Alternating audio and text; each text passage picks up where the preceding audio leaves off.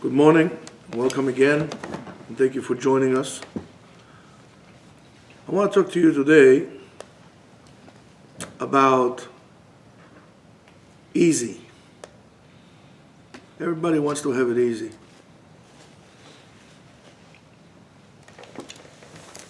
But is that a good thing? So we don't know. What we got to do? Got to look at the Torah.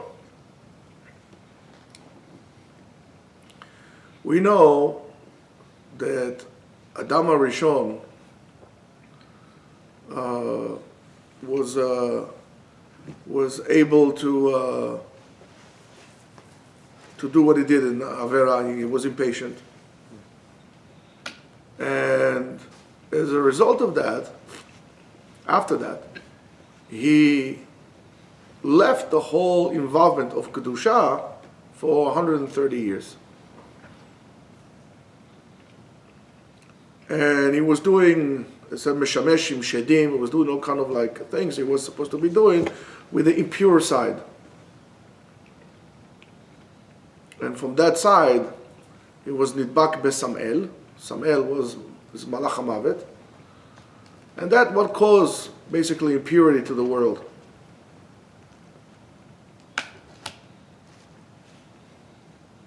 That imperfection had to be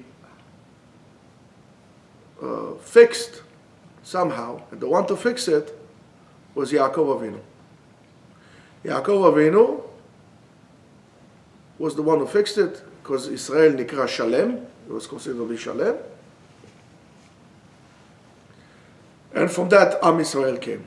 Of course, the tikkun was not complete, because in the battle that he had, with the struggle that he had with Sam'el, which is Saror Shel Esav, he dislocated his right hip, where prophecy came, and it's a long story, but it's not what we're going to do now. What's the connection between Adam HaRishon and Yaakov, and how is this connected? Well, the Torah works in symbolism, and it doesn't spread to us things out completely in the open. It's for you to think about a lot of the stuff, or some of the stuff. Give him the school. Yeah.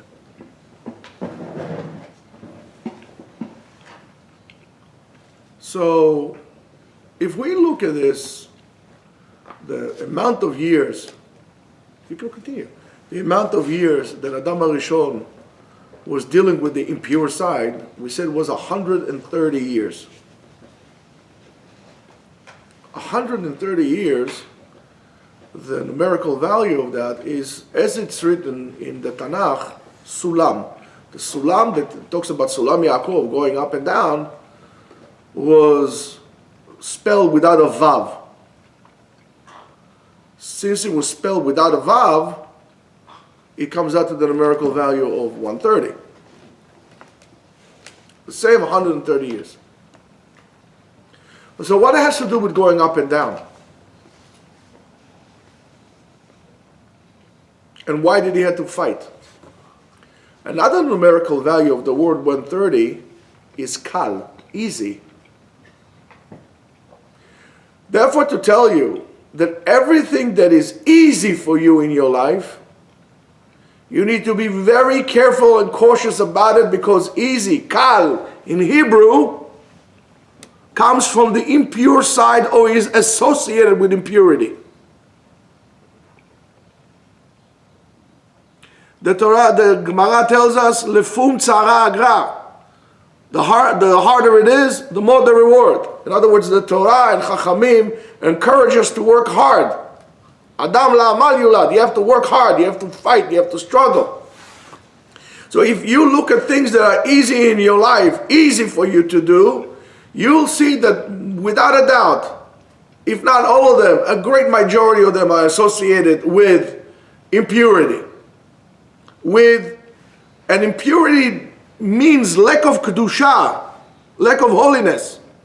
There's no such thing as in between. You make up your mind, this or this. How easy it is for you to get up in the morning at 6 o'clock or at 5 o'clock to get up and do something what you need to do. Because for Kedusha you need to toil. You need to work. The ladder, you could either go up with it or you go down in it. You just can't stand in the ladder like that. It's either up or down. We got getting into concept of quantum physics, which belongs to a different talk. If you sleep, you know that your day is going to get all messed up. Get up early. Go to shul. Get your life in order. Exercise. Work out. Get some oxygen into your bloodstream. Wake up. Be eager for Avodat HaBoreh. The whole day takes a totally different turn.